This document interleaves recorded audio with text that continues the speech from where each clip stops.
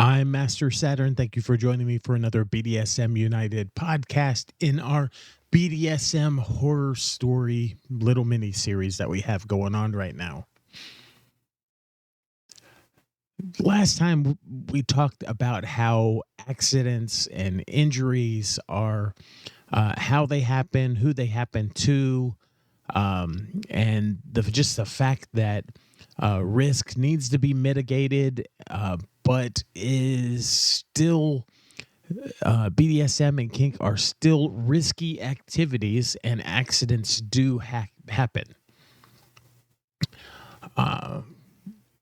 We kind of ended that episode with what are the causes of accidents and injuries in kink and BDSM. We talked a little about how alcohol and drug use are some of the most influential factors in BDSM scene safety. How the intake of alcohol and or drugs prior to a scene have accounted for 45% of the most influential factors in BDSM scene safety. The second most important factor being communication, with a 50-50 split between communication prior to a scene and communication during a scene being somewhat problematic. Therefore, a breakdown in communication is a huge factor that influences whether a scene is safe or unsafe, and participants' patience being considered one of the most important factors to ensuring safety. And then we also talked about how safety first aid training, of like a formal training, is considered important by some, but not important enough to really be a contributing factor to whether or not someone plays with another person, whether they do kink together.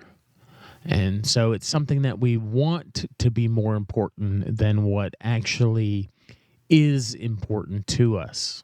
And oftentimes safety is that way. We want something to be safe, but we want safety less than our willingness or our frenzy or our eagerness to play. So what are the biggest causes of accidents? Well, lack of knowledge and overeagerness are the biggest causes of accidents. A quarter of all accidents are attributed to a lack of knowledge.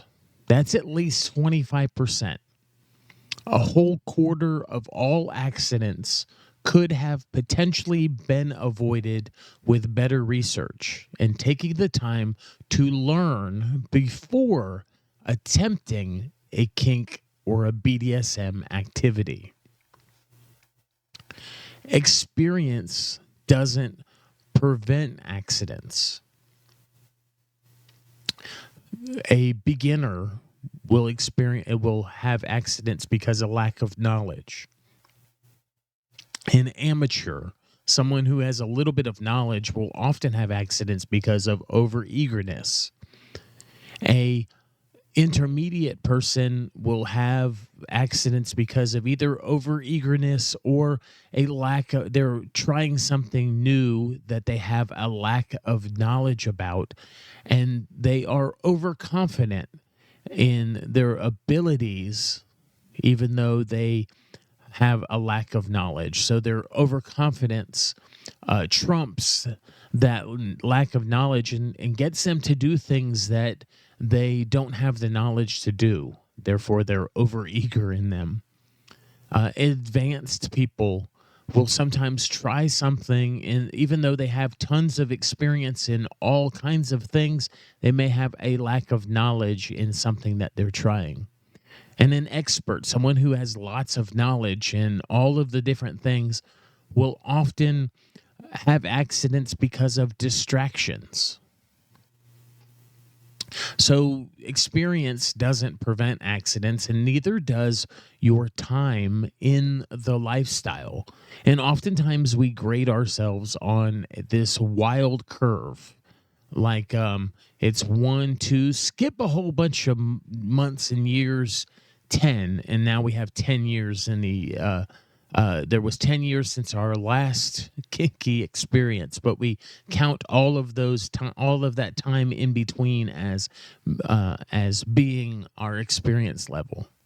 So those under a year, they have a lack of knowledge, a lack of confidence, a lack of planning, and often overeagerness, and that is a hotbed for accidents and injuries to occur. In the 1 to 4 years of time, if you are regularly participating in kink, you can still have quite a bit of overeagerness. 5 to 7 years, you can have overeagerness. It'll cause you to do things in areas that you haven't planned for areas that you lack knowledge of, because we don't know about all the things and we don't have experience of all the things. And oftentimes we're exploring more things. 8 to 10 years, dishonesty or overeagerness. 8 to 10 years, 10 plus years, there still can be areas of lack of knowledge, or you could have learned things incorrectly. And so just because you have a lot of experience, 10 plus years, doesn't mean you'd have 10 plus years experience in doing things well or doing things right. So don't give yourself extra credit just because you've been doing something a long time. You may not be doing things right. So the lack of knowledge, as 25%, a whole quarter of accidents could have been avoided with better research. And the second most common cause of accidents is overeagerness at 20%. 1 in 5 accidents are the direct result of throwing oneself into an activity. Whether that's a wayward strike in the heat of the moment or buying new toys from a less than reputable source, trying to DIY things that you already don't know how they are supposed to function, and then you're going to make something on your own, maybe out of materials that are not body safe, maybe out of materials that hold may hold blood or may hold bacteria, may hold viruses and things from one person to another. Eagerness from lacking to take a step back before rushing into a kink or BDSM. And that is crucial to safety, that you need to sometimes take a step back and avoid rushing in, avoid a frenzy that comes from needing something new, needing something fresh. We've said it before in this series, and we'll say it again. Take your time. Looking at who accidents happen to correlates with these causes. Overeagerness accounts for the highest cause of accidents for beginners, amateurs, and intermediate players, being an unfortunate factor in the scenes of those who have been in the lifestyle for up to like 7 years. Lack of knowledge is still a factor, even for those who have been in the lifestyle for over 10 years. In contrast, experts who don't have a lack of knowledge in very many things usually fall victim to external distractions, things like the kids, the phone, a knock at the door, seeing spectators. It could be any kind of distraction, suggesting that being comfortable with your experience level and confident in your knowledge potentially leaves only external influences to cause issues. Here were the top causes as recorded in a survey that were done. Beginners, a lack of knowledge, 100%. Amateurs, overeagerness, 44%. Intermediate, a lack of knowledge at 27%, and overeagerness at 23%. Advanced people, those who are advanced, lack of knowledge 32%, and expert distractions 50%. Those were the top. Those were the percentages of what people felt like contributed to the injuries and to the accidents that they had. Those less than a year, lack of confidence, lack of knowledge, lack of planning, and overeagerness accounted for 25%. Those 1 to 4 years, overeagerness 31%. Those 5 to 7 years, overeagerness, and 8 to 10 years, dishonesty and overeagerness 27%. Those who, with 10 plus years, lack of knowledge still accounted for 47% of the accidents and injuries that occurred. So you think you've been doing BDSM a long time and you don't need podcasts like this. You don't need to read articles. You don't need to do homework because you've just been doing it so long. Well, you're likely going to be part of that 47%. Because of your lack of knowledge or your lack of research, it's a pretty good chance that you're going to have an accident. It's going to contribute to an accident or an injury. So research, it's the key to safety in BDSM. More than half of kinksters consider research to be the most important contributing factor to their partners or their own safety. More than 77% find research prior to planning a scene beneficial. And 66% say they have attended free or paid workshops on kinks in order to be safe in how they do them. Almost 3/4 of kinksters use Google or online resources like the blogs and the articles and the groups and the types of things that we provide with, like similar to this podcast. Nearly half approach their kinky peers who have experience of the activity. And that's pretty good. We get a good number of messages and people contacting us, asking us about kink. Books, classes, workshops, and FetLife each account for around a fifth of research. FetLife is a great place to join groups, integrate into your local community, as well as reading personal accounts of kinky journeys. Classes and workshops provide more hands-on research, and books are a great tool to refer back to. They're a great reference. They're also a good place to learn about culture. Books are a good place to learn terminology, learn what things mean, learn the language that we use.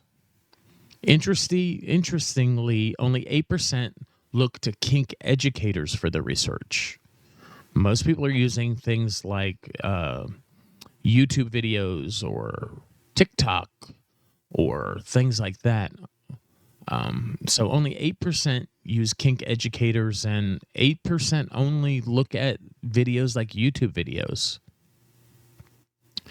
Kink educators, after vetting us, can be important resources to learn about negative experiences and prevent them from happening to you. That's why we're doing episodes like this. You need to be informed. You need to have knowledge of that accidents and injuries are likely to be a part of your BDSM experience. And we're happy to bring that news to you, to let you know something that you obviously should know and may be overlooking, but BDSM and kink are risky. They're risky behaviors. And so you must mitigate the risks. You have to mitigate them with knowledge, research, safe practices, safe techniques, accounting for distractions and knowing what to do, knowing ways to minimize distractions. I'm Master Saturn. Thank you for joining me for this BDSM United podcast as we continue in our BDSM Horror Story series. We're trying to prevent your BDSM horror story if you haven't gathered that already. You can find all of our online resources and more at bdsmunited.com. You can find our uncensored social little network that we have going on for ourselves with some not safe for work content that we can't post anywhere else or it would be censored. You can find that at mastersaturn.com. It was a joy speaking with you today, and I will talk with you again soon.